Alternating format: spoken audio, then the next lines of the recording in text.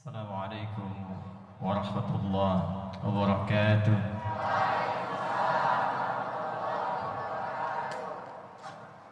Alhamdulillahilladzi ja'alana al-mu'minin fa'amarna bil 'ibadati linakuna minal muttaqin. Fasubhanalladzi khalaqana ahsana taqwim. Fanahmaduka ya rabbal alamin kama 'allamtana an nahmadaka ونشكرك شكرا كما علمتنا أن نشكرك أنت المقدم وأنت المؤخر بيدك الخير إنك على كل شيء قدير. نصلي ونسلم على أشرف الأنبياء والمرسلين النبي الكريم الحبيب الأمين سيدنا محمد وعلى آله وصحبه وأمته وذرياته إلى يوم الدين. أما بعد فيا عباد الله أوصي نفسي وإياكم بتقوى الله فقد فاز المتقون فلا تموتن إلا وأنتم مسلمون. فقال تعالى يا أيها الذين آمنوا اتقوا الله حق تقاته ولا تموتن إلا وأنتم مسلمون. Saudara-saudariku, terkhusus para asatidzah yang seluruhnya insyaallah dimuliakan oleh Allah Subhanahu wa taala. Saya tadi disampaikan oleh Ustaz Salim sebagai bagian dari gong. Gong itu cuma dua fungsinya. Di akhir suatu acara, gong dipukul untuk menutup dan berdoa.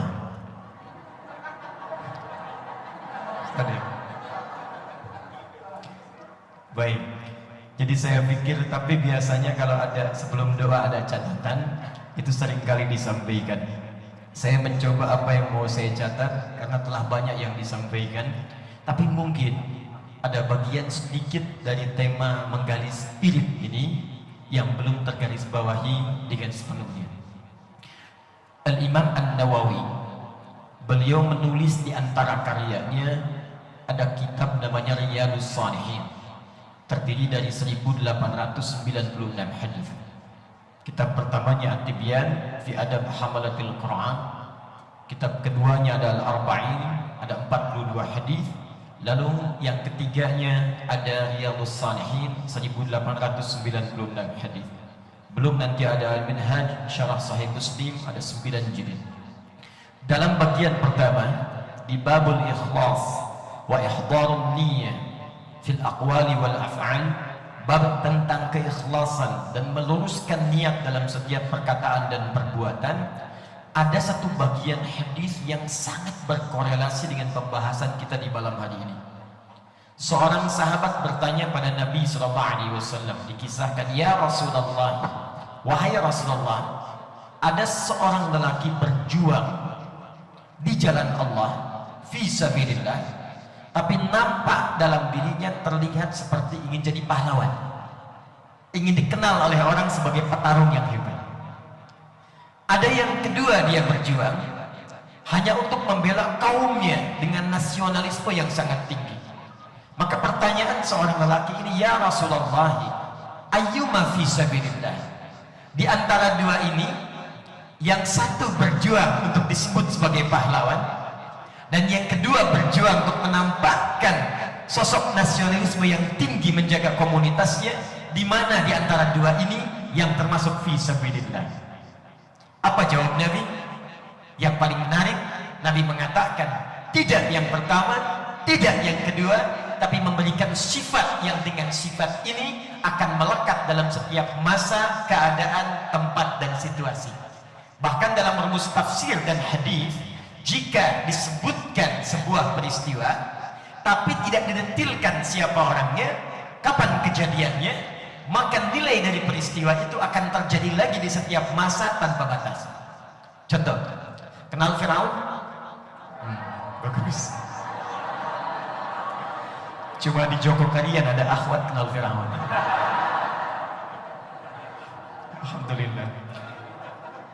Saya tadi malam baru dari Al-Irsyad, ada yang kenal terhadap Utsman bin Affan. Masih agak lumayan saya pikir di sini Firaun. Allah ya ini. Baik, Firaun itu sejahat-jahatnya Firaun, seburuk-buruknya Firaun, tapi ternyata yang menarik tidak tidak pernah disebutkan nama aslinya.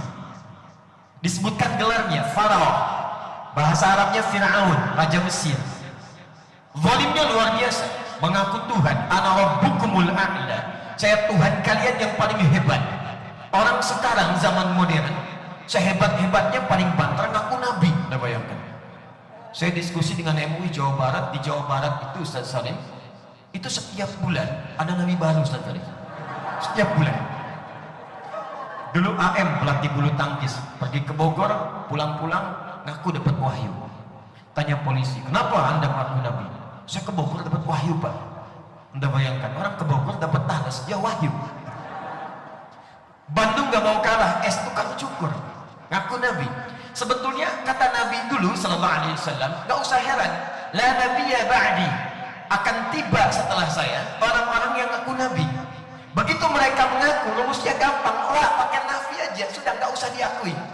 Rumusnya gampang, cuman persoalannya bukan karena ditolaknya, setiap ada yang ngaku ada pengikutnya. Itu masalahnya.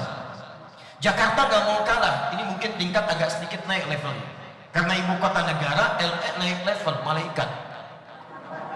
Betul, dulu minta izin pada gubernur yang terdahulu mendaratkan malaikat Jibril di Monas. Masya Allah, tangkap polisi. Polisi kita luar biasa, jangankan teroris, malaikat tangkap deh. Ngaku Tuhan, hobi bunuh orang, menyelewengkan kekuasaan. Quran surah ke-2 Habib Anis ayat 49 paling kiri sebelah atas.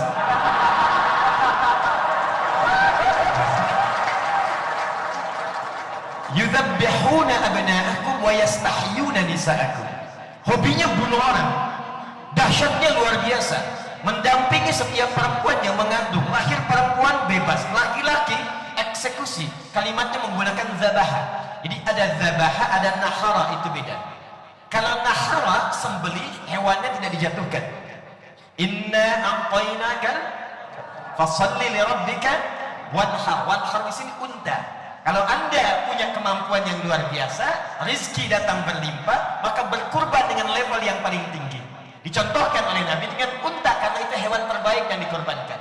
Kenapa menggunakan nahara? Karena unta disembelih, tidak dijatuhkan dulu. Tapi kalau zabaha, jatuhkan hewannya, baru kemudian disembelih. Idza dzabhtum fa ahsinu dzibha. Kata Nabi, kalau anda ingin sembelih hewan, maka sembelih dengan sembelihan yang sempurna. Jatuhkan dengan lembut, tajamkan pisaunya, baru kemudian anda sembelih. Kalau kalimatnya menggunakan tasydid, dzabbaha yudzabbahu, artinya menggorok-gorok, bukan sekali kemudian sembelihan, digorok-gorok. Kalau pakai fi'il mudhari, ya yudzabbih, artinya itu jadi kebiasaan untuk menggorok. Kalau pakai wawu dan nun di ujungnya, artinya bukan satu dua orang, tapi seluruhnya pasukan diperintahkan. Yudzabbihuna abna'akum. Saking dahsyatnya kekejaman Fir'aun dan koleganya, ibu yang melahirkan bayi merah laki-laki langsung diambil, dijatuhkan ke tanah dan digorok-gorok di hadapan ibu yang baru melahirkan. Fir'aun. Apa yang Allah sampaikan? Turun Quran surah ke-20 ayat 43 sampai 44. Idhaba ila fir'auna innahu tagha. Perhatikan kalimatnya, ini indah sekali. Musa dan Harun, pergilah kepada Fir'aun karena ia mulai menyelewengkan kekuasaan. Di ketika kekuasaan diselewengkan, disandingkannya bukan nama orangnya, tapi disandingkan dengan jabatannya. Seakan-akan ingin memberikan kesan, orang bila sudah mendapatkan jabatan setinggi apapun, akan ada peluang untuk menyelewengkan jabatannya. Itu kaidah dalam tafsir. Kalau disebutkan hanya inisialnya, maka peristiwa itu besar kemungkinan terjadi di masa datang, maka ambil nilainya, terapkanlah ketika situasi itu terjadi. Tapi kalau disebutkan orangnya, kapan kejadiannya, tokohnya muncul, ini artinya tidak akan pernah ditemukan peristiwa serupa, hanya akan menimpa pada orang itu saja. Contoh, wa Maryam ibnata Imran. Dan ingatlah, ketahuilah kisah Maryam, anak perempuannya Imran. Perhatikan, disebutkan namanya plus keturunannya, binti Imran. Kenapa disebutkan sampai dengan nasabnya? Karena Maryam mengalami peristiwa langsung yang tidak akan pernah dialami oleh perempuan-perempuan yang setelahnya. Karena itu diksi Qurannya sangat detail. Perhatikan kalimat Qurannya, walam yamsasni bashar, dan aku tidak pernah disentuh laki-laki manapun. bisa mengandung, melahirkan tanpa disentuh laki-laki manapun, itu cuma Maryam. Kalau yang lahir tanpa bapak banyak. Saya juga Maryam bisa mengandung, melahirkan. Maryam binti apa? Binti Asep. Karena itu disebutkan orangnya, bintinya. Kembali ke hadis Nabi tadi, tidak disebutkan siapa orangnya, tidak disebutkan kapan kejadiannya. Ini ingin memberikan pesan tentang nilai yang harus kita kembangkan di masa-masa tanpa batas berikutnya. Kata Nabi, perhatikan kalimatnya, man qatala litakuna kalimatullahi hiyal ulya fahuwa fi sabilillah. Ini yang belum kita garis bawahi. Sungguh kata Nabi, pahlawan sejati itu, orang yang berjuang di jalan Allah itu, pahlawan sejati itu ialah orang yang meniatkan semua perjuangannya hanya untuk mendapatkan ridha Allah Subhanahu wa taala. Karena itu, ketika banyak orang berbicara tentang pahlawan, Nabi memberikan garis, dan garis itulah yang diteruskan oleh sahabat, oleh tabi'in, sampai dengan datang tibanya masa Pangeran Diponegoro. Semua punya batas yang terus diperjuangkan sampai dalam perjuangan merebut kekuasaan sampai terwujudnya negara kesatuan Republik Indonesia. Jadi kaidahnya, tidak ada para ulama kita, tidak ada para pejuang kita yang ketika mempertaruhkan nyawanya, darahnya, keringatnya, waktunya, tenaganya, bukan sekedar untuk mendapatkan gelar pahlawan semata. Itu jauh dari gambarannya. Yang paling penting, bagaimana Allah ridho dengan apa yang akan diperjuangkan itu. Saya beri contoh. Tadi Ustaz Felix menyebutkan Profesor Ahmad Mansur Suryadegara. Beliau punya buku Api Sejarah.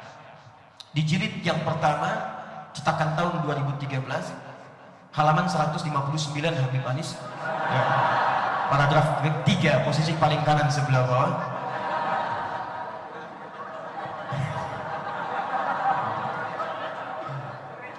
Ini saya sangat menyayangi Habib Muhammad bin Anis, Insya Allah.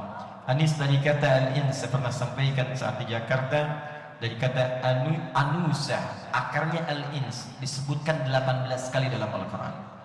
Artinya sosok yang lembut, ramah, tampak, dan selalu disandingkan dengan jin dalam Al-Quran.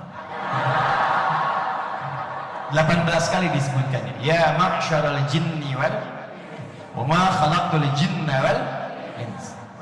Selalu. Untuk membedakan, ada bagian-bagian tertentu yang tidak sama antara manusia dengan jin. Di manusia itu halus, lembut. Makanya yang disebut makhluk halus itu ya ini. Manusia. Tampak, jin tidak. Manusia tampak, jin tersembunyi. Karena itu disebut dengan jin. Semua dalam bahasa Arab yang depannya jim dengan nun itu pasti tersembunyi. Jin disebut jin karena tersembunyi. Makanya kalau ada jin melakukan penampakan, itu jin sedang bermasalah. Saya serius. Apalagi manusia yang cari penampakan jin. Janin, perempuan punya janin karena tak nampak dalam pandangan saat ini. Jannah, surga, karena belum tampak saat ini. Yang jin dengan nun, yang tampak cuma satu, namanya jun. Ya. Ada jin dengan jun. Jinnya tidak tampak, junnya tampak. Saya cukupkan sebentar, saya balik lagi. Ada 5 orang, saya ingin kembali pada dasar yang tadi, sedang melakukan rapat besar di Tanah Abang Krukut. Kelimanya habaib, keturunan Nabi SAW. Ada Habib Abdurrahman, Habib Syahan, Habib Abdullah, dan yang lainnya. Itu mereka berkumpul di hari Senin Kliwon, tanggal 17 April tahun 1905. Berkumpul meniatkan sebagai ibadah. Golnya apa? Golnya adalah bagaimana dengan perkumpulan ini kita niatkan sebagai ibadah terwujudnya satu negara yang dengan itu Allah memberikan ridha di dalamnya. Maka kemudian dirapatkan, didirikanlah apa yang disebut dengan Jamiatul Khair, yang kelak nanti di antara peserta pertemuan ini kemudian nanti akan dituliskan dalam riwayat catatan negara kita sebagai pahlawan nasional. 6 tahun kemudian 1911 diwujudkanlah rencana itu. Datang Syekh Ahmad Surkati, berkumpul kemudian termasuk yang dari Kauman Merapat Yogyakarta datang ke Jakarta. Dialah Muhammad Darwish, Syekh Muhammad Darwish yang nanti berguru kepada Syekh Ahmad Khatib Al-Minangkabawi dan pulang menjadi Kiai Haji Ahmad Dahlan bin Kiai Haji Abu Bakar bin Kiai Ilyas bin Kiai Sulaiman bin Demang Jurang Juru Kapindo bin Demang Jurang Juru Sapisan bin Kiai Gerbek bin Maulana Ishaq min Jili Ali Zain Al-Akbar min Jili Ali Zain Al-Abidin keturunan Al-Husain adik Al-Hasan anaknya Ali bin Abi Thalib radhiyallahu ta'ala anhu suami dari Fatimah Az-Zahra binti Muhammadin sallallahu alaihi wasallam bin Abdullah bin Abdul Muttalib bin Hashim bin Abdul Manaf bin Qusay bin Murrah bin Kilab bin Ka'ab bin Ghalib bin Fihr bin Malik bin Nadar bin Kinana bin Khuzaimah bin Mudrika bin Ilyas bin Nizar bin Mudar bin Ma'ad bin Adnan bin Addi bin Adli bin Muqawwam bin Nahur bin Tarikh bin Ya'rub bin Yasjud bin Nabit bin Ismail alaihissalam bin Ibrahim alaihissalam bin Azar bin Nahur bin Abir bin Kinan bin Al-Fahshad bin Sam bin Nuh alaihissalam bin Mikhlail Matushara bin Kinan bin Anwas bin Fis bin Adam alaihissalam. Coba diulangi.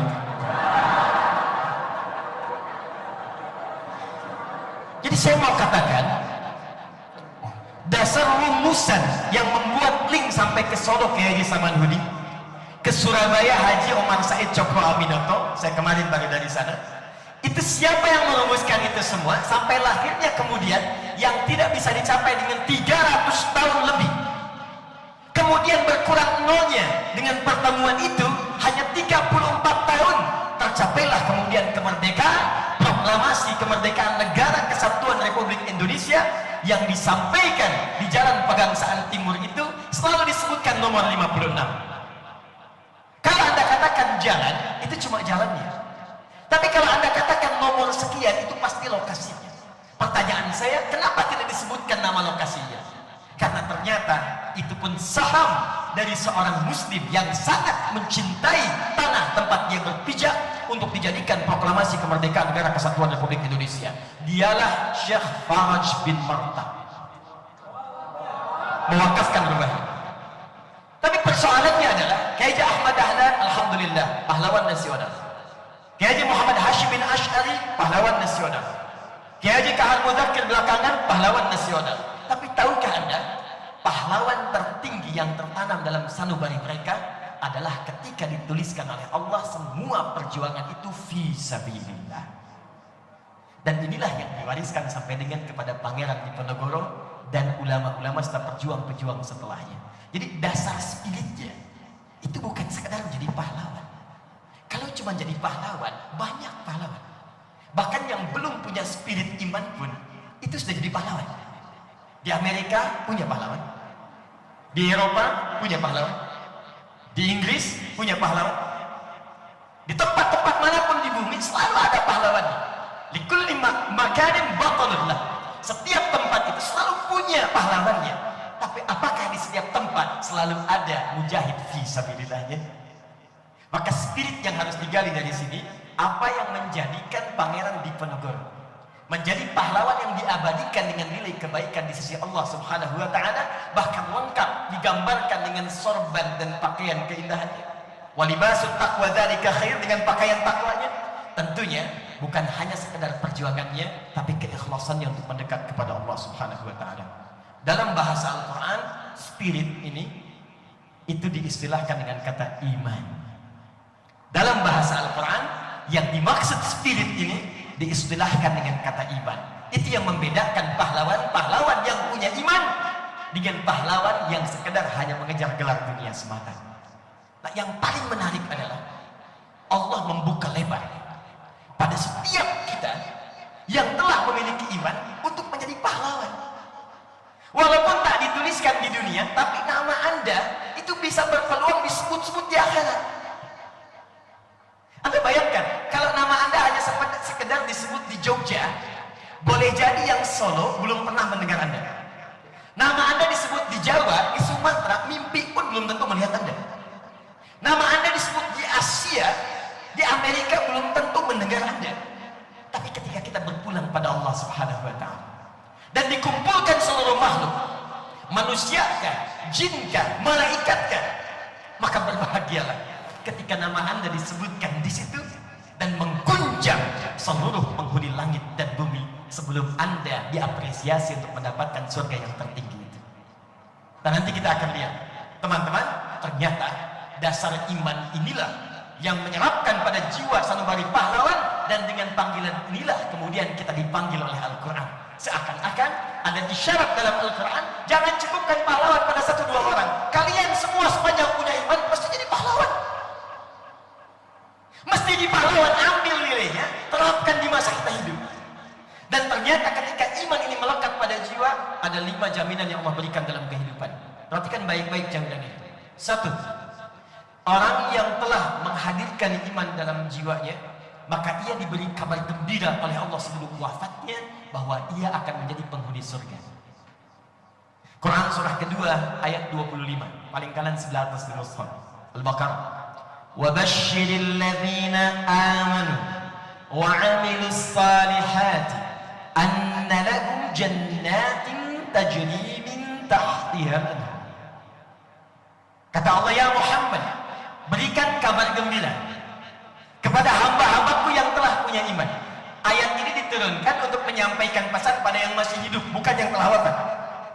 Ingat bedanya, kalau yang telah wafat itu biasanya redaksi Qurannya istabsyara, yastabsyir. Tapi kalau masih hidup, basyara yubashir. Quran surah ketiga ayat 169. Ada orang wafat pahlawan, dituliskan di langit fi sabilillah, maka saat masuk ke alam kuburnya, kata Allah, dia diberikan kehidupan yang lebih indah dibandingkan dengan alam dunia. Wala tahsabanna alladhina qutilu fi sabilillahi amwata bal ahya'un 'inda rabbihim yurzaqun farihina bima atahumullahu min fadlihi wa yastabshiruna billadzina lam yalhaqu bihim min khalfihim alla khaufun 'alaihim wa la hum yahzanun. Saking nikmatnya ini, kata Allah, saking gembiranya, mereka akan mengabarkan pada generasi yang belum menyusul mereka, yang ada yang menangisinya, ada yang meratapinya. Kata mereka, kalian gak usah nangis, kalian gak usah sedih. Kalau tahu keindahan di sini, kalau bisa cepat nyusul ke sini. Di sini lebih enak dibandingkan kalian. Ayat ini selalu ditanamkan pada bocah-bocah Palestina, anak-anak kecil. Datang satu orang, kisah nyata, pendongeng Indonesia untuk menghibur, dongeng Islam yang terambil dari Al-Quran. Ketika disebutkan ada seorang dari Indonesia akan mengajar, maka anak-anak TK Palestina 150 orang duduk rapi berbaris menunggu. Ketika datang siap mendengarkan, pendongeng mengatakan, siapa yang ingin menjadi presiden? Tidak ada yang angkat tangan. Masya Allah. Siapa yang ingin jadi dokter? Sebagian perempuan malu-malu mengangkat tangan. Siapa yang ingin jadi pemain bola? Laki-laki sedikit mengangkat tangan. Perhatikan, ketika disampaikan siapa yang ingin jadi mujahid fi sabilillah dan syuhada, Allahu Akbar, tidak ada yang angkat tangan, tapi semua mengepalkan tangannya dan berdiri, anak TK, dan mengatakan, nahnu syuhada, nahnu syuhada, nahnu syuhada, kami akan jadi syuhada, kami mujahid fi sabilillah, kami akan wafat duluan, saya akan nyusul ayah saya akan nyusul kakak saya akan nyusul paman saya. Tidak ada satupun yang wafat di sana. Keluarganya menangis dengan air mata, tapi mereka akan membawa manisan dan datang kepada tetangganya mengatakan, saudaraku sudah pergi duluan, mudah-mudahan aku bisa menyusulnya dengan kenikmatan yang lebih daripada manisan ini. Ayat ini hadir dalam jiwa mereka. Ayatnya bukan sekedar bacaan. Satu. Tapi yang paling indah, ketika kita masih hidup belum wafat, ayatnya turun menggunakan diksi yang berbeda. Kata Allah, Muhammad, berikan kabar gembira pada orang yang telah punya iman. Dan kalimatnya menggunakan alladzina, disebutkan 1080 kali dalam Al-Quran. Di ilmu Nahu, alladzina itu disebut ismun mausul, yadullu ala al-jam'il 'amiyah. Ya, kata sambung menunjuk kepada objek tanpa batas. Jadi bisa besar, kecil, tua, muda, lelaki, perempuan, kaya, cukup. Kata Allah, aku tak peduli sepanjang kau ada iman dalam jiwamu, kemudian ditopang dengan amal soleh, imanmu mendorong engkau untuk berbuat kebaikan dalam hidup, maka aku berikan kabar gembira, telah aku siapkan aneka ragam surga untuk engkau pilih saat engkau masuk ke dalamnya. Jadi ternyata ketika Allah meminta kita beriman, bukan ingin memberikan beban, tapi untuk mengangkat Anda supaya menikmati keindahan ternikmat saat di surga, pahlawan akhirat. Iman menjadikan kita dengan izin Allah diberikan pisah dari kunci surga, pahlawan akhirat. Pilih mana? Pilih mana? Sukses dunia, fakir akhirat, atau fakir dunia, sukses akhirat? Ya, selalu begitu. Di antara dua pilihan yang sulit selalu ada yang ketiga, ya. Pilih mana? Kaya tapi gelisah atau miskin tapi tenang? Kaya tapi tenang, udah. Oke. Jadi yang paling tinggi itu puncaknya di atas. Dua, perhatikan baik-baik. Kenapa Allah tanamkan iman dalam jiwa kita? Kata Allah, beriman, beriman, beriman. Ketika iman sudah sampai kepada jiwa, maka turunlah kemudian keterangan di Quran surah ke-48 ayat yang keempat. Huwallazi anzala as-sakinata fi qulubil mu'minin liyazdadu imanan ma'a ibadihi. Perhatikan cara menerjemahkannya. Dialah Allah yang akan menurunkan ketenangan pada jiwa-jiwa orang beriman, supaya dengan tenang itu saat dia beriman, dia yakin imannya itulah sesungguhnya yang mendekatkan dia dengan ketenangan itu. Kalau bahasa singkatnya, orang beriman itu pasti tenang. Orang beriman itu jauh dari kegelisahan. Jadi ketika Anda diminta beriman, ketika pahlawan-pahlawan kita berusaha berjuang dengan keimanan, Pangeran Diponegoro kah, yang dulu kah, yang kini kah, salah satu harapannya adalah Allah memberikan ketenangan pada jiwa mereka. Makanya ketika seorang mujahid fisabilillah wafat, dan kemudian terjadi dialog, apa yang kau inginkan aku berikan? Kata syahid itu, ya Allah, tolong hidupkan lagi aku, saya ingin syahid sekali lagi. Dihidupkan lagi, ya Allah, saya ingin syahid sekali lagi. Kalaupun diberikan, dia akan meminta yang sama karena mendapatkan ketenangan dalam jiwanya. Tiga, saya agak cepat.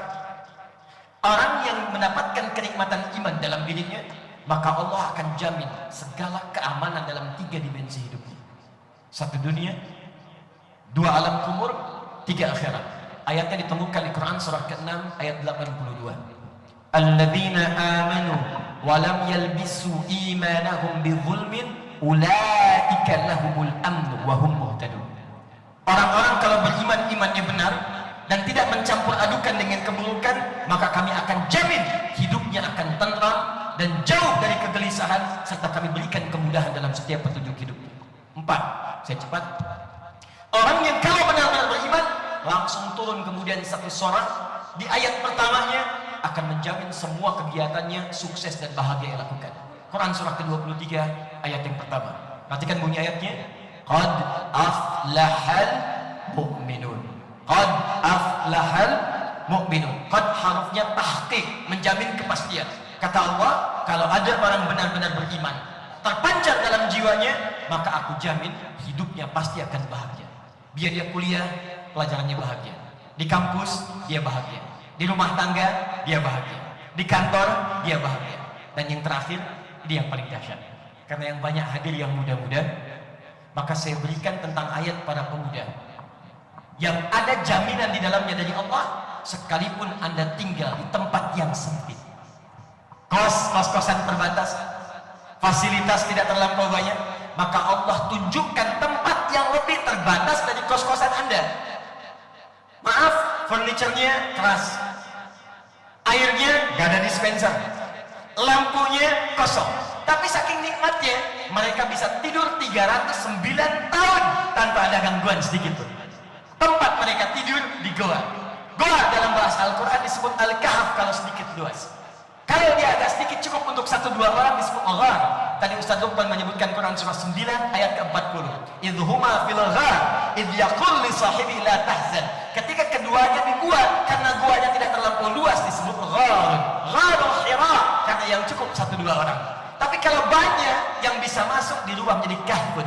Al-Kahf surah ke-18 ayat ke-13, pertengahan sebelah kiri di Mushaf. Perhatikan kalimatnya. Nahnu naqussu 'alaika naba'ahum bil haqq innahum fityatun amanu bi rabbihim wazidnahum huda. Kata Allah, kami kisahkan pada kalian para pemuda yang mereka luar biasa dengan kisah yang benar-benar, yang sebenar-benarnya. Mereka tinggal di gua, mereka jauh dari keramaian, tempatnya luar biasa sempitnya bagi ukuran kita yang tinggal, cahaya tak nampak dalam lampu, masukan-masukan makanan-makanan sangat terbatas, tapi kami berikan ketenangan, kenyamanan dalam hidupnya. Kami jamin rezekinya, kami jamin kenikmatannya. 309 tahun bisa tidur enak, tak ada menyebabkan mereka mendapatkan seperti itu, dan tertulis namanya diabadikan sampai dengan sekarang melebihi 15 abad sejak turunnya Al-Quran. Pahlawan yang tertuliskan di kitab yang paling suci yang telah turun ke bumi. Anak-anak muda, apa penyebabnya? Amanu bi rabbihim, karena imannya kepada Allah Subhanahu wa taala. Jadi kalau hari ini kita bicara pahlawan, setiap kita bisa jadi pahlawan. Tinggal saat ini kurikulum apa yang mau kita bawa supaya nama kita dituliskan oleh Allah sebagai pahlawan. Jadi kalau bisa kita yang tuliskan kisah kita. Kita ambil ibrah dari Pangeran Diponegoro dengan sekian ribu halaman yang dituliskan oleh Ustaz Salim Afillah, dengan sekian banyak referensi yang telah ustaz-ustaz kita sampaikan. Tapi pertanyaannya, dari semua pelajaran itu kita mau jadi apa? Kita ada di bagian mana? Boleh mau jadi footnote-nya, silahkan. Jadi isinya tinggal pilih. Bagian judulnya bebas. Tapi pertanyaannya, dari iman yang telah Allah tampakkan pada diri kita, kepahlawanan apa yang telah kita siapkan untuk dituliskan oleh Allah yang kita bawa pulang menghadap kepada Allah Subhanahu wa taala. Sebentar, sebelum saya tuliskan, sampai jam berapa sih Ustaz? Masih ada waktu? Sampai jam berapa? Oh, oke, baik. Ya, boleh, gak ada masalah saya. Ya, masih cukup kok. Anda mau sampai subuh di sini silakan. Saya jam 11 pulang. Lihat sini. Siapa yang beriman boleh angkat tangan? Yang beriman boleh angkat tangan. Masya Allah. Dah turunkan. Siapa yang mau masuk surga angkat tangan? Masya Allah. Dah turunkan. Surganya Firdaus. Alhamdulillah. Yang mau dengan Nabi Muhammad SAW di surga? Masya Allah. Dah turunkan. Yang gak punya dosa angkat tangan. Yang gak punya dosa. Masya Allah. Yang sedikit dosanya. Yang agak banyak. Masya Allah. Saking banyaknya gak bisa ngangkat ya. Luar biasa. Nah, aku banyak dosa, pengen surga Firdaus dengan Nabi lagi tuh.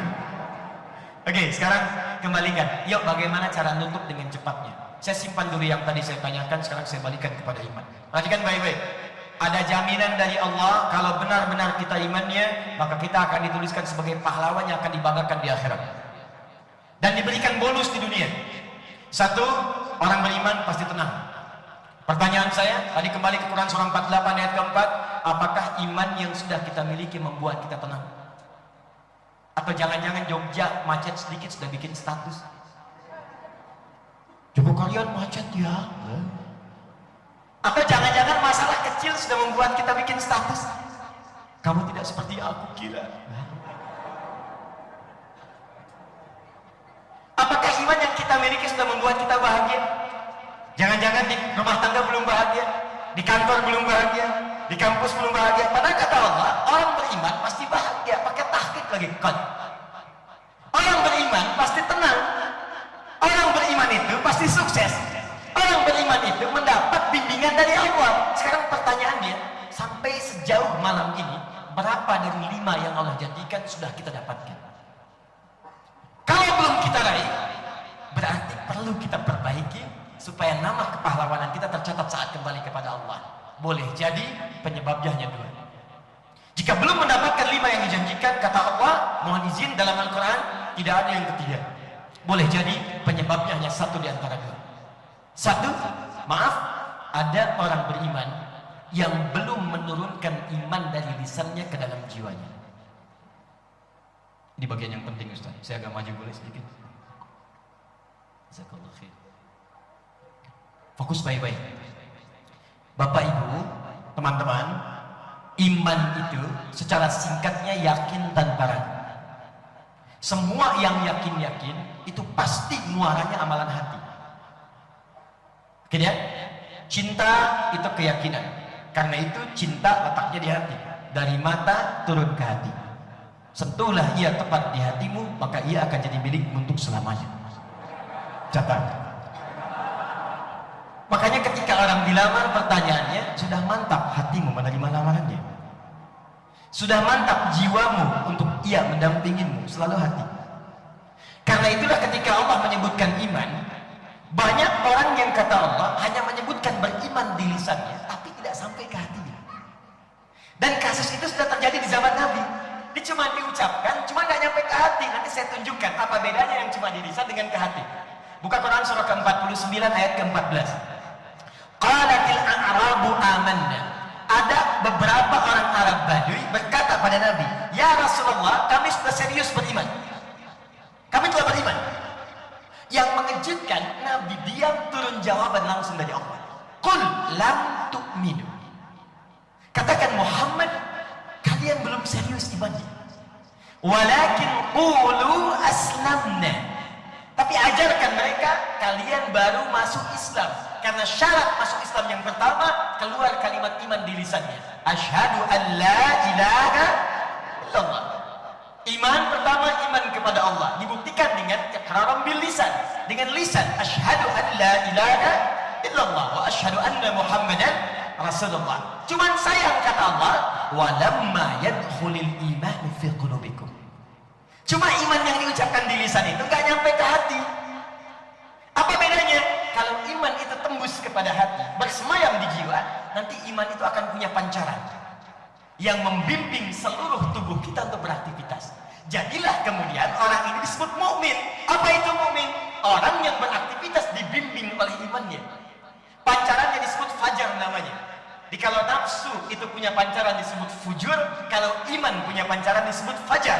Karena itu sholat pertama disebut dengan fajar. Kenapa disebut fajar? Karena ketika dipanggil dengan nama Allah, Allahu Akbar, Allahu Akbar, ada pancaran iman dalam jiwa kita untuk merespon suara itu. Nafsu punya pancaran disebut fujur. Quran surah 91 ayat 7 sampai 10.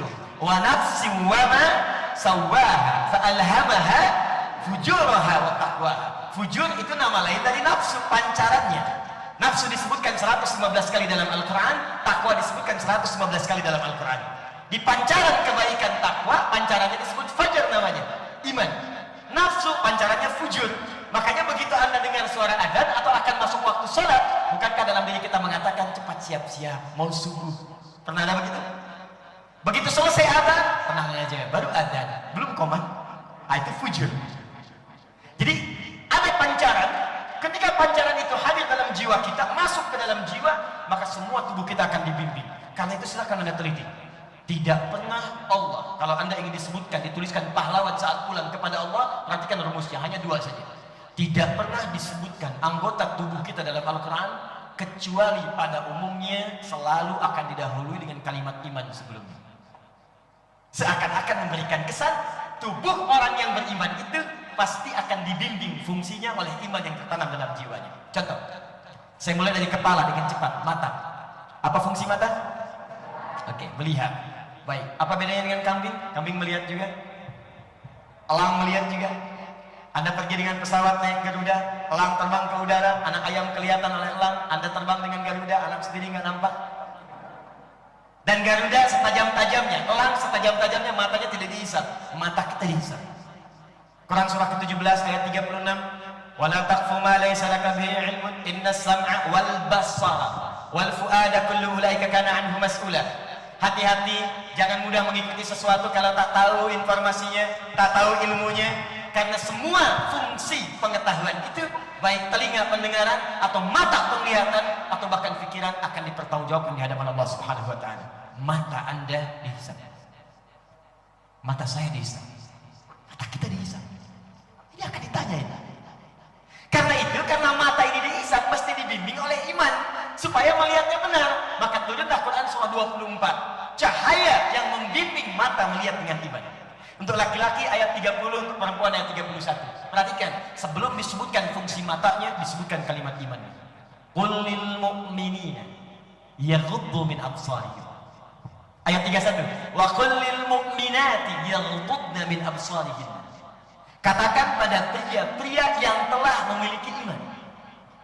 Dan katakan pada seluruh perempuan-perempuan yang telah memiliki iman.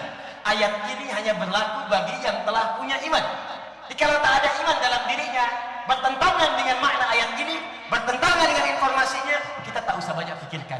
Tapi kalau Anda mengatakan saya beriman, bertentangan dengan keterangan ayat ini, ada yang salah dalam imannya. Yaghuddu min absarihim, kata Allah, iman yang dimiliki oleh pria itu dan perempuan itu akan membimbing matanya hanya melihat pada yang baik-baik saja menurut imannya. Tatkala imannya mengatakan tak baik, maka ghaddul basar, imannya akan segera berbisik dan memancarkan cahaya ke matanya, palingkan wajah. Ghaddul basar itu bukan nggak boleh lihat, silahkan tatap. Ketika yang ditatap itu tidak benar menurut iman, ini maksiat, ini haram, maka otomatis nggak usah diingatkan lagi. Di dalam jiwanya ada yang disebut dengan burhan. Walaqad hammat bi wa hamma biha laula an ra'a burhana rabbin. Surat Yusuf. Ada burhan. Pasti akan mengingatkan, palingkan itu haram. Palingkan itu nggak bagus. Berapa banyak dalam kehidupan Anda yang memiliki iman bisa secepat memalingkan pandangan dari apa yang dilarang oleh Allah. Ada videotron di luar yang kadang-kadang nampak maksiat. Handphone yang Anda pajang sekarang berapa kali nampak aurat terbuka di situ yang terlihat. Kalau imannya benar begitu terlihat, Allahu Akbar, dia palingkan. Kata Ustaz Salim Fillah tadi menyitir Quran surah ketiga 133, bahkan lisannya segera istighfar. Wasari'u, cepat istighfar. Begitu terlihat, astagfirullah, berpaling. Dan manusia dalam berpaling ini ada 3 jenis. Istighfar, berpaling seketika, berpaling tanpa istighfar, atau istighfar tak berpaling. Ini yang paling banyak. Astagfirullahaladzim. Haram. Habib Muhammad haram, astagfirullah. Ada orang begini. Sekarang banyak terjadi. Sekarang banyak mata orang jelas, cuma nggak bisa membedakan mana yang kemudian itu baik bagi dia, mana yang tidak. Coba Anda bayangkan, keluar masjid bisa tertukar sendal. Padahal dia sholat itu baru mencas imannya. Makanya kalimat sholat itu ditempatkan setelah iman. Buka Quran surah kedua ayat ketiga. Itu kalimat iman pertama disandingkan dengan sholat. Alladzina yu'minuna bil ghaib wa yuqimunas salat. Jadi sebelum sholat disebutkan imannya dulu. Dia sholat itu mencas iman. Makanya imannya berubah dari fi'il madhi ke fi'il mudhari. Ya ayyuhalladzina amanu, madhi 68 kali disebutkan dalam Al-Quran. Ketika dia sholat pindah ke mudhari, present, continuous, future. Maaf saya baru pulang dari London jadi agak sedikit ini. Bukan dari Jepang ini. Present, continuous, future. Jadi kalau orang sholatnya benar, dia upgrade imannya. Sekarang beriman, terus beriman, nanti beriman. Kok bisa pulang sholat keluar tertukar sendal? Tadi saya naruh di mana ya? Astagfirullahaladzim, lupa. Oh ini dia, dipakai padahal dia ke Jogo kalian, nggak pakai sendal. Satu. Silahkan Anda cek semua fungsinya pakai iman dulu ya. Lisan, Quran surah 49 ayat 11. Ya ayyuhalladzina amanu, iman dulu. La yaskhar qaumin min qaum, jangan mencela. Ayat 12. Ya ayyuhalladzina amanu, iman dulu. La yaghtab ba'dukum ba'dha, jangan gosip. Di lisan kita itu kalau benar-benar beriman, imannya membimbing. Kalimat nabinya, man kana yu'minu billahi wal yawmil akhir falyaqul khairan aw liyasmut. Siapa yang merasa beriman pada Allah dan dia sadar akan dihisab di yaumil qiyamah, maka pasti dia akan jaga lisannya hanya berkata pada yang baik saja. Tak mampu dia. Di lisan orang beriman itu, dia akan menemukan yang baik. Gosip dia jauh. Jadi kalau ada orang beriman malah bikin gosip, pasti ada yang salah di lisannya. Anda gak akan jadi pahlawan di hari kiamat. Saya tidak, Ustaz. Bagus. Tidak seperti ukhti yang itu tuh. Ya kalau gosip tuh, luar biasa. Sama. Tuh. Contoh, Nabi Muhammad SAW punya cucu, diantaranya Al-Hasan. Masya Allah. Sayyidus Syabab Yawmal Qiyamah. Penghulu para pemuda di hari kiamat dengan Sayyidina Al-Husain radhiyallahu ta'ala anhu. Wajahnya disebutkan paling mirip dengan Nabi di antaranya. Akhlaknya, kemuliaannya dekat dengan Al-Quran sehingga disebut dengan bagian ahli Quran. Anaknya di antaranya disebut dengan nama datuknya. Satu kali setelah masa fitnah kubra, semoga Allah mengampuni kita semua, beliau membawa anaknya jalan-jalan napak tilas kepada tempat yang tengah ditunjukkan oleh datuknya saat jalan-jalan di sore hari arah awali. Tiba-tiba dimakilah dengan makian yang sejadi-jadi. Mantap, habis dimaki. Dan beliau hanya diam. Sayyidina Hasan. Fantalaq, maka pergi pencaci itu. Ini kisahnya. Lalu anak dia bertanya kepada bapaknya, ya abadi, lima lam tara. Di bahasa Arab itu ada abi, ada buya, ada abadi, beda. Kalau abi itu panggilan hormat. Kalau buya, panggilan sayang. Bisa jadi ayah biologis atau sosok yang kita sayangi walaupun bukan ayah kita. Sayangi karena akhlaknya, ilmunya. Buya Hamka bukan ayah saya, tapi saya panggil beliau Buya karena sayang saya kepada beliau dengan ilmu dan akhlak. Buya. Kalau Anda satukan Buya dengan Abi, maka menjadi abadi untuk menunjuk hormat dan sayang. Karena itu di Al-Quran seringkali disebutkannya abadi. Ismail alaihissalam berdialog dengan Ibrahim. Quran surah 37 ayat 102 sampai 109. Apa jawabannya? Ya abatif al-ma tu'mar satajiduni insyaallah minas sabirin. Abati, abati, abati. Kata anaknya Muhammad kepada ayahandanya Al-Hasan, ya abati lima lam tarid. Pak, dengan hormat dan sayang Anda kepada papa, kenapa enggak dibalas cacian tadi? Perhatikan jawabannya. Kenapa enggak dikatakan saya tidak seperti yang Anda caci? Saya tidak seperti yang Anda ungkapkan. Anda tidak lebih baik dari apa yang Anda katakan. Kenapa enggak dibalas, Pak? Kenapa enggak diklarifikasi? Lima lam tarid. Apa jawabannya? Perhatikan jawabannya. Wala adri kaifa arud. Bapak nggak tahu bagaimana balasnya. Di saking beningnya hatinya, saking bersihnya dengan keimanannya itu, dicari sampai ke lubuk hatinya. Kalimat untuk menjawab tidak ketemu. Khawatir dengan kalimat itu bisa menyinggung perasaan orang yang mencaci tadi. Sayyidina Hasan radhiyallahu ta'ala, saking beningnya, cucu Nabi, penghulu, pemimpin para pemuda menuju surga, dekat sekomplek dengan Rasulullah, bagian dari Ahlul Bait, dicaci dan tak mampu membalas karena kebeningan jiwanya. Dan Anda siapa? Pahlawan belum dituliskan, surga belum termaktubkan yang kita ketahui sampai saat ini. Hisab masih menegangkan, amalan berantakan. Orang baru mencaci satu huruf, Anda membalas dengan satu buku. Dan Anda berharap dituliskan sebagai pahlawan di hari kiamat. Anda siapa? Maka dari itu saya ingin katakan, ayo kita evaluasi dulu. Sebelum kita membahas yang lebih jauh-jauh, kita ambil yang paling singkat saja. Apakah iman yang telah mendasari Diponegoro menjadi seorang pahlawan yang luar biasa, dituliskan kemuliaannya di dunia, ditetapkan oleh negara kita, dan diabadikan oleh Allah dengan segala kemuliaan yang dibahas hampir setiap tahunnya? Pertanyaannya, apakah kaidah iman itu masih bisa kita pertahankan dan menuliskan cerita kita sendiri untuk jadi pahlawan di masa depan? Terakhir, jika kita ingin mendapatinya, maka Allah berikan rumusnya. Saya ulang, jika kita ingin mendapatinya dan dituliskan sebagai pahlawan seperti orang dulu melakukannya, maka kita diberikan kuncinya oleh Allah Subhanahu wa Ta'ala. Ini bagian terakhir yang ingin saya sampaikan. Apa penutupnya? Perhatikan baik-baik. Jika Anda ingin mengaktifkan sel iman kita dalam jiwa supaya membimbing tubuh kita beraktivitas, maka jalan terbaiknya, kata Allah, mulailah dengan membiasakan takwa kepada Allah Subhanahu wa Ta'ala. Takwa. Karena itu seringkali kalimat iman disandingkan dengan takwa. Quran surah ketiga, ini pesan para asatidz sejak dulu ketika memulai ta'limnya. Quran surah 3 ayat 102, paling kanan sebelah atas di mushaf. Ya ayyuhalladzina amanu ittaqullaha haqqa tuqatih wa la tamutunna illa wa antum muslimun. Hai orang-orang beriman, ayo latih imanmu, kuatkan imanmu. Dengan cara apa? Tingkatkan takwamu dengan cara yang benar kepada Allah Subhanahu wa Ta'ala. Dan kalimat takwa, bagaimana Ustaz meningkatkan takwa? Takwa tadi disebutkan 115 kali dalam Al-Quran, dan tidak pernah disebutkan kalimat takwa kecuali selalu bersanding dengan amal soleh. Silakan Anda cek. Setiap disebutkan takwa, entah sebelum atau setelahnya, pasti amal soleh. Dan imannya ikut. Kalimat takwa pertama Al-Baqarah ayat 2, sambungkan ke ayat 3. Dzalikal kitabu la raiba fi hudal lil muttaqin. Siapa orang takwa di sini? Ayat 3-nya, alladzina yu'minuna bil ghaib, iman, amal solehnya, wa yuqimunas shalah. Ya ayyuhalladzina amanu, Al-Baqarah 183, kutiba alaikumusiyam. Iman, puasa, amal solehnya, ujungnya la'allakum tattaqun, takwa. Haji, takwa, Al-Baqarah 197. Al-hajju ashhurun ma'lumat, faman farada fihinna al-hajja fala rafatha wala fusuqa wala jidala fil hajj wa ma taf'alu min khairin ya'lamuhu Allah wa tazawwadu fa inna khairaz zadi taqwa. Takwa, takwa, takwa. Kalau biasanya ada papan tulis, saya suka tuliskan begini.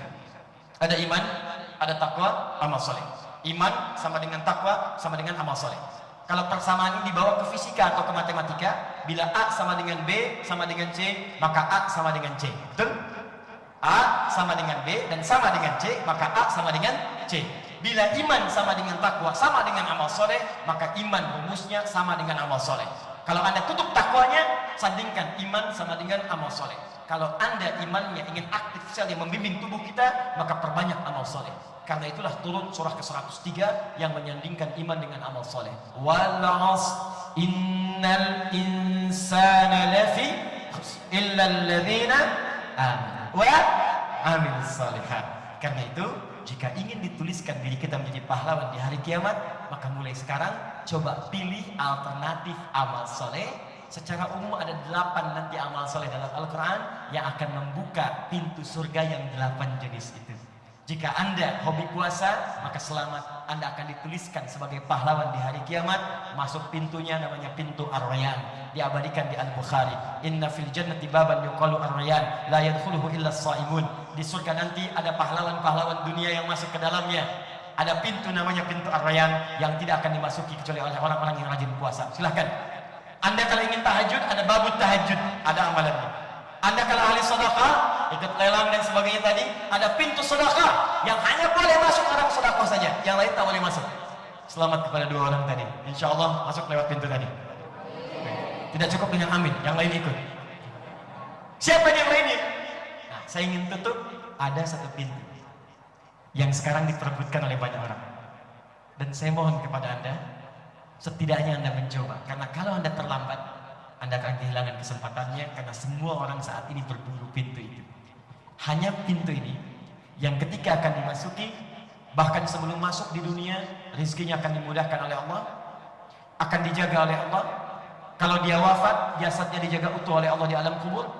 Di hari kiamat, saat dibangkitkan, sebelum masuk surga, orang lain dihisab, dia diberikan penghargaan, dipakaikan mahkota di kepalanya, dipakaikan gelang-gelang emas di tangannya, dipakaikan baju sutra di dalam badannya. Yang paling dahsyat, sebelum masuk ke surganya, dipanggil kedua orang tuanya yang soleh juga, yang beriman juga, untuk dipakaikan di kepalanya mahkota, diapit oleh anak yang telah dilahirkan oleh ibundanya, dikandung 9 bulan 10 hari, apit dengan tangan kanannya, tangan kiri ayahandanya, ada istri mengikuti, ada semua keturunan mengikuti, dan disambut oleh malaikat di setiap pintu surga. Dia akan masuk surga tertinggi melalui setiap pintu surga dan dijemput oleh para malaikat. Amalan ini adalah amalan ahli Al-Quran. Amalan ahli Al-Quran. Quran surah 35, saya tutup ayat 33, paling kiri agak ke atas di mushaf. Jannatu adnin yadkhulunaha. Ada nanti golongan ahli Quran akan masuk surga lewat surga Aden. Yuhallawna fiha min asawir. Sebelum masuk, tubuhnya akan dihiasi dulu dengan mahkota-mahkota dan gelang-gelang yang indah sekali. Maaf, min asawir min dhahabin wa lu'lu'ah, dari emas-emas dan permata-permata yang kemilau.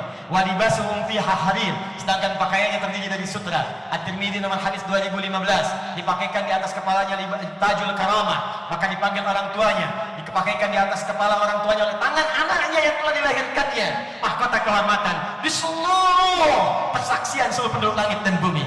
Kemudian Qurannya berkata, Allah bezidhu, ya Allah tambahkan kepada penghafal, bedakan dengan fasilitator. Fayulbasu ilaihi libasul karamah, maka dipakaikan kemudian jubah kehormatan.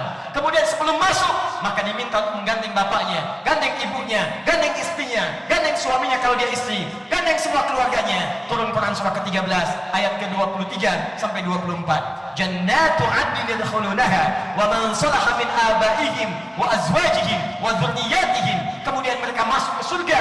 Wal malaikatu yadkhuluna alaihim min kulli bab. Sementara semua malaikat menunggu di pintu surga untuk menyambut mereka. Salamun alaikum bima sabartum. Mereka mengatakan, kompak, selamat di dunia sabar, selamat di dunia sabar, kamu pahlawan terbaik sampai saat ini. Fa ni'ma uqbaddar. Silahkan nikmati kenikmatan surga yang telah disiapkan oleh Allah Subhanahu wa taala. Siapa mereka? Ahli Quran. Jahiliyah itu hilang, menjadi khairul ummah karena Al-Quran. Kriminalitas hilang karena Al-Quran. Di Ponorogo dituliskan sebagai pahlawan karena dekatnya dengan Al-Quran. Semua ulama memulai dengan Al-Quran. Semua orang hebat memulai dari Al-Quran. Al-Kindi, Al-Farabi, Al-Ghazali, Al-Kharizmi dan sebagainya. Syekh Anis tadi menyampaikan puisinya Syekh Umar bin Hafid. Itu rumus di ilmu arudnya namanya rumusnya Rajas. Ada 16 rumus disebut dengan bahar. Tawil, tawilun lahu lunal buhur fadailu faulun mafailu.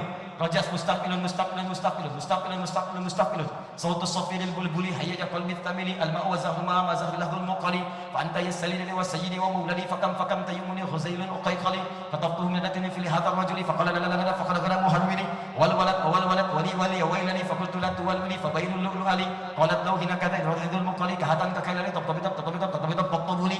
Itu rumus yang tadi. Ya, Ustaz Umar bisa diulang? Ya. Nah, itu rumus di zaman jahiliyah masih jadi puisi. Kapan kemudian jadi syair yang baik, bahkan keilmuan? Ketika datang Al-Quran. Al-Quran memberikan spirit kepada yang hanya musik saja, kemudian jadi nazam. Nazam itulah yang menjadikan kemudian ilmu di masa depan. Ada ilmu untuk mengetahui kaidah bahasa Arab disebut alfiyah, 1002 bait.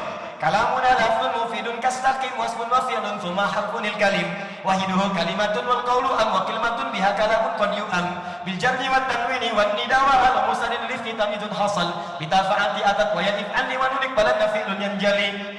Ada lagi nanti alfiyah dalam ilmu qiraat, ada alfiyah suyuti dalam ilmu hadis, termasuk dalam madahin Nabi sallallahu alaihi wasallam al-Mustafa. Cuman sayang saat Qur'annya ditinggalkan, diambil kemudian ke barat oleh orang-orang Eropa, maka berubah menjadi notasi musik kembali. C D E F G A B C G A B C D E F G D F G A B C D A B C D F G A F G A B C D E B C D F G A B C D A B C D A B balik lagi. Maka kita butuh Al-Quran untuk menjadi pahlawan yang sesungguhnya dengan iman yang ditanamkan dalam jiwa-jiwa kita. Silahkan kalau tak mampu belajar membaca, silahkan mengkaji. Kalau sudah mengkaji, berlomba untuk menghafal. Saya akhiri, sekarang perlombaannya ketat. Kalau orang dulu cuma 2 tahun, sekarang orang 30 hari sudah berusaha menghafal Al-Quran. Saya sedang bimbing karantina, ada rekor di angkatan kedua, itu 15 hari hafal 30 juz. Tapi ada satu rekor yang belum terpecahkan. Seorang perempuan tinggal di tempat yang mungkin sangat terpencil, yang mungkin belum pernah Anda singgahi, daerah Sulawesi yang sangat ujung sekali, tapi Allahu Akbar, Allah muliakan dirinya, hafal Quran 30 juz dalam 7 hari saja. Ada yang nggak bisa lihat, ada yang kemudian sudah sepuh 64 tahun, ada yang 43 tahun, ada yang 40 tahun. Ketika kami tanya, apa yang motivasi Anda untuk bisa menghafal Quran? Jawabannya cuma sederhana, Ustaz, saya ingin pulang menghadap Allah dengan bekal yang Allah ridhai. Dan Anda ada di mana? Anak kecil 4 tahun mata buta, dia hafal 30 juz. Anda 40 tahun, 50 tahun, 60 tahun, bila sampai malam ini untuk baca pun tak mampu Anda lakukan, maka di mana dambaan pahlawan yang Anda impikan itu? Bila tak mampu berlomba dengan orang soleh meningkatkan ibadah, maka berlombalah dengan para pendosa untuk beristighfar dan bertobat di hadapan Allah Subhanahu wa taala. Subhanakallahumma wa bihamdika asyhadu an la ilaha illa anta astaghfiruka wa atubu ilaik wa akhiru da'wana alhamdulillahi rabbil alamin wal 'afwu minkum. Assalamualaikum warahmatullahi wabarakatuh.